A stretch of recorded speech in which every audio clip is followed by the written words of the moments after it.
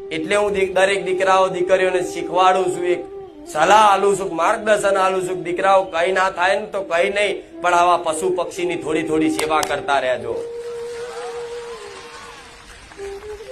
મારા નોમે કરો, તમારી કુળદેવીના નોમે કરો, તો એ કદાચ 5 કિલો ચકલાન ચણમાં તમારું ચયું દુઃખ જતું રહે શી ખબર પડે, એ તો સમય જતા પડે. પણ આજના માણસો તાત્કાલિક હિસાબ જોઈએ. આજે ભક્તિ ચાલુ કરી અને તાત્કાલિક સુખ જોઈએ. તો હું માતા નહીં, દુનિયાના છેડામાં જઈ આવો.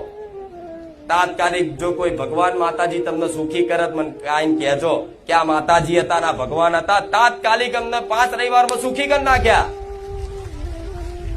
બને એવું? ક્યારેય ના બને.